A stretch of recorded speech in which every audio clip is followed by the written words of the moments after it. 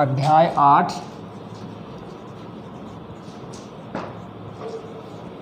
पादपों में खनिज पोषण।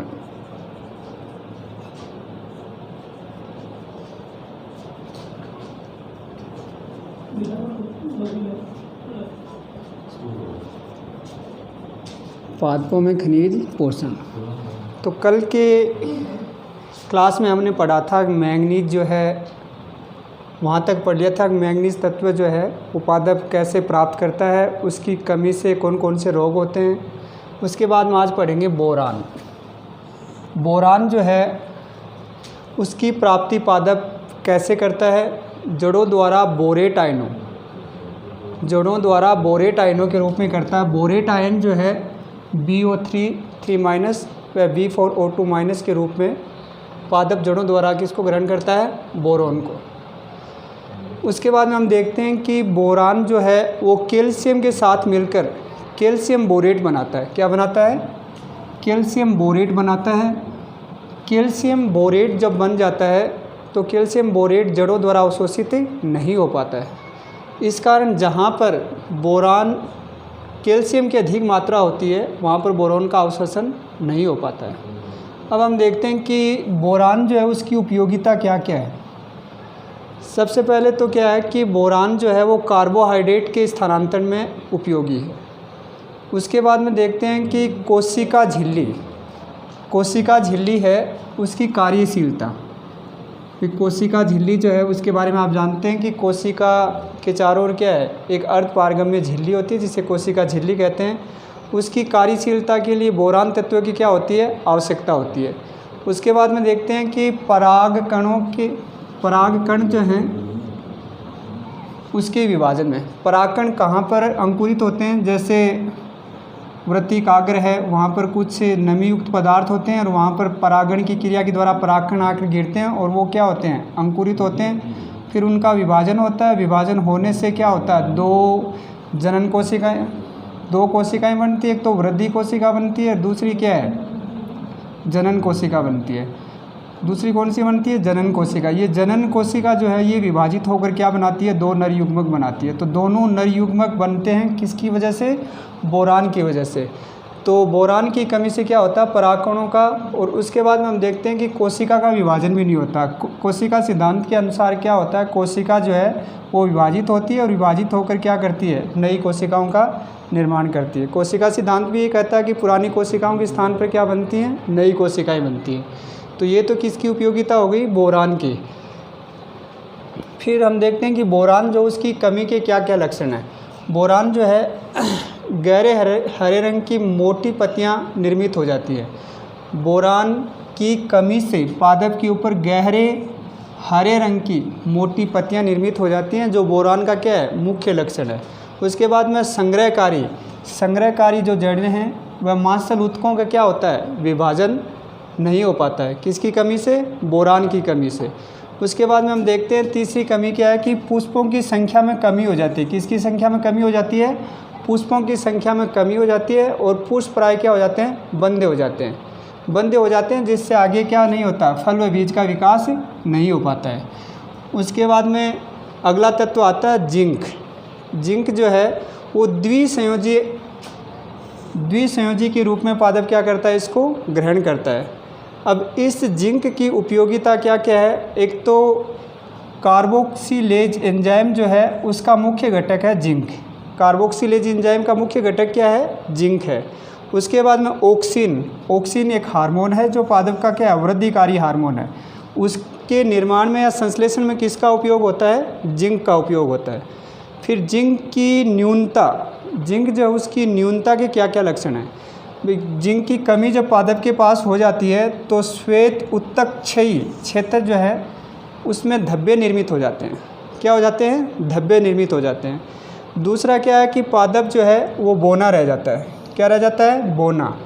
उसके बाद में पत्तियां जो है उसका आमाप कम हो जाता है और आमाप कम हो जाने से पत्तियां क्या हो जाती हैं, विकृत हो जाती हैं।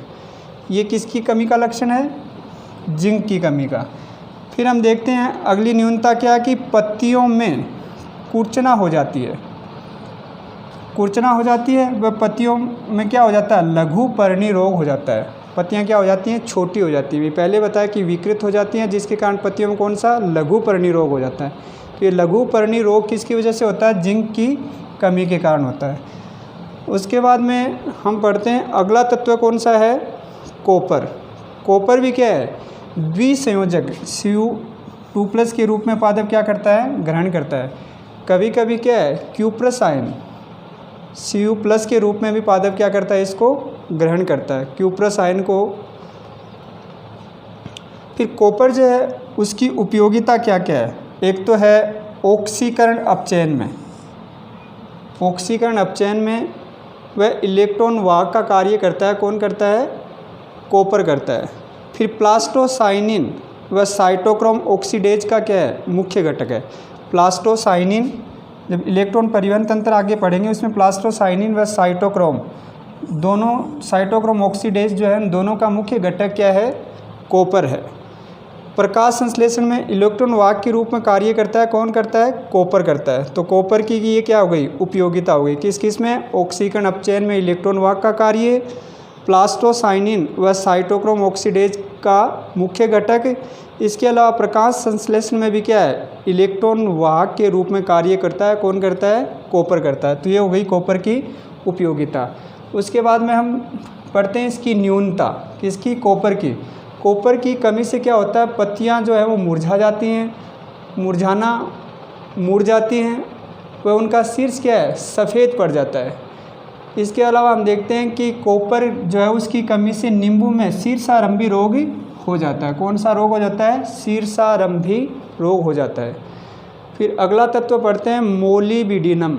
तो मोलिबिडिनम जो है वो MoO2 ऑक्साइड यानी मोलिबिडिनम ऑक्साइड के रूप में पादप क्या करता है, इसको ग्रहण करता है। इस मोलिबिडिनम तत्व जो है उसकी उपयोगिता क्या क्या है, नाइट्रोजिनेज व नाइट्रेट रिडक्टेज का मुख्य घटक है मोलिबिडिनम। दोनों क्या है, ये एंजाइम है, नाइट्रोजिनेज व नाइट्रेट रिडक्टेज जो एंजाइम है इनका मुख्य घटक क्या है, मोलिबिडिनम है। ये दोनों क्या करते हैं, नाइट्रोजन स्थिरीकरण का कार्य करते हैं। फिर इस मोलिबिडिनम की न्यूनता के क्या क्या लक्षण हैं, न्यूनता से क्या क्या लक्षण प्रकट होते हैं। पौधे के नीचे की पत्तियां क्या है, उनमें कर्बूरण शुरू हो जाता है, क्या हो जाता है, कर्बूरण शुरू हो जाता है। उसके अलावा दूसरी न्यूनता क्या होती है, हरिमाहीनता, पत्तियां जो है उनमें एंथोसाइनिन वर्णक बनना शुरू हो जाता है और एंथोसाइनिन वर्णक के कारण पत्तियां जो है वो नीले पीले रंग की क्या है, धब्बेदार हो जाती हैं। तथा इस मोलिबिडिनम की वजह से पादप है उसमें पुष्पन भी क्या है, कम होता है, यानी पुष्प जो उसका विकास रुक जाता है। वैसे हम देखते हैं कि पुष्प जो उसके विकास को कई कारक प्रभावित करते हैं। तो वातावरणीय कारक होता है तापक्रम और दीप्तिकालिता। तापक्रम, दूसरा क्या है, दीप्तिकालिता।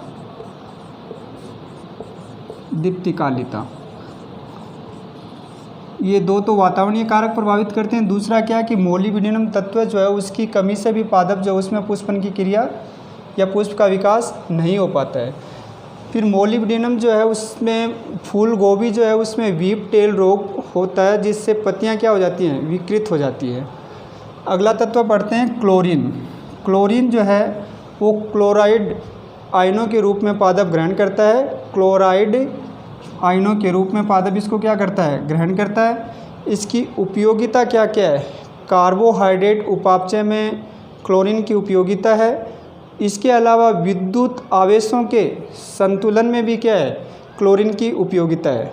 अब क्लोरीन की उपयोगिता समझ में आ गई कि कार्बोहाइड्रेट का उपापचय जो होता है उसमें इसकी उपयोगिता है और विद्युत आवेशों के संतुलन में। अब क्लोरीन की कमी के क्या क्या लक्षण प्रकट होते हैं, या कह सकते हैं कि न्यूनता के क्या लक्षण हैं। एक तो फलों का निर्माण कम हो पाता है, क्लोरीन की कमी से क्या है, फलों का निर्माण कम होता है और वही हरिमाहीनता हो जाती है। उसके बाद में अगला तत्व पढ़ते हैं निकेल। निकेल जो है इसको 1988 में डाल्टन ने अनिवार्य तत्व में सम्मिलित किया था। उससे पहले डाल्टन 1988 से पहले 16 तत्व ही क्या थे, अनिवार्य तत्वों में सम्मिलित थे। फिर निकेल को 1988 में डाल्टन ने क्या है, अनिवार्य तत्व के रूप में सम्मिलित किया। इस निकेल की उपयोगिता क्या है? यूरिएज एंजाइम का ये क्या है? प्रमुख घटक है। और इस निकेल को पादप जो है वो Ni2+ या निकेल आयन के रूप में क्या है? ये द्विसंयोजी है के रूप में इसको ग्रहण करता है। अभी तक इसकी कमी जो है उसके कोई लक्षण नहीं बताए गए हैं। इससे आगे हम पढ़ते हैं कि कुछ तत्व तो ऐसे हैं उनकी न्यूनता के लक्षण क्या है? पहले पुरानी पत्तियों में प्रकट होते हैं। कुछ तत्व ऐसे हैं जिनकी न्यूनता के लक्षण पहले नई पत्तियों में यानी तरुण पत्तियों में प्रकट होते हैं।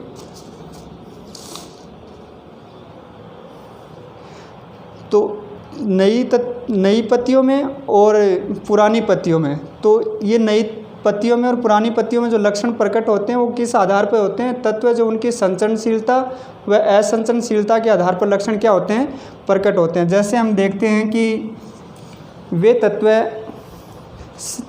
जो संचरणशील हैं उनके लक्षण पहले पुरानी पत्तियों में प्रकट होते हैं। वे तत्व जो संचरणशील हैं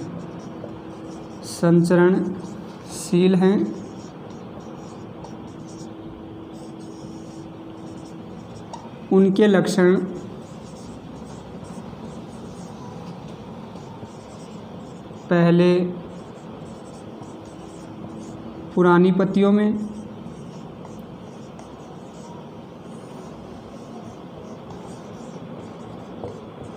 पुरानी पत्तियों में प्रकट होते हैं।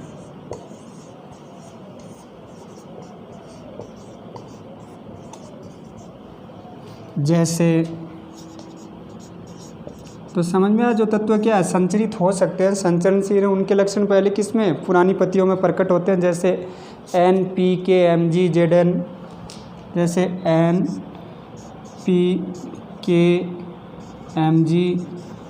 NPKMgZn।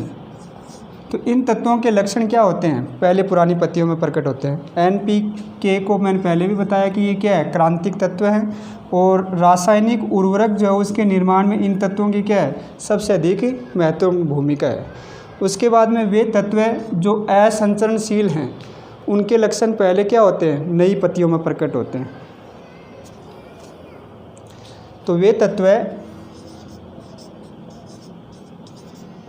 जो असंचरणशील हैं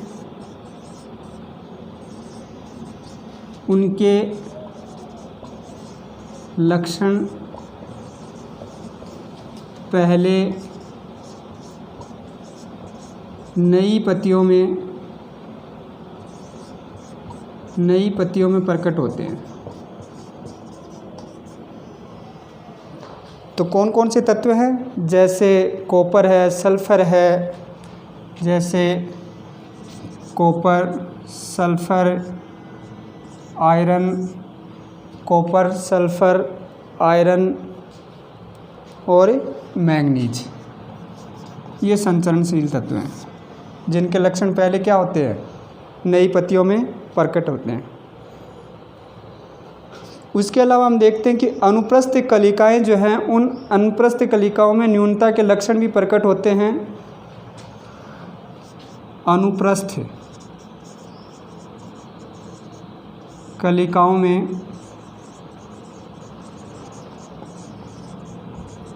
न्यूनता के लक्षण किसकी वजह से होते हैं? जैसे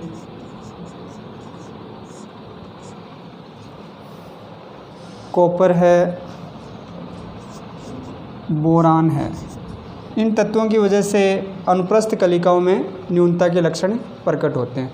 तो इस प्रकार से हमने क्या है 17 अनिवार्य तत्व जो हैं उनकी प्राप्ति, उनकी उपयोगिता व उनकी कमी से प्रकट होने वाले लक्षणों के बारे में अध्ययन कर लिया।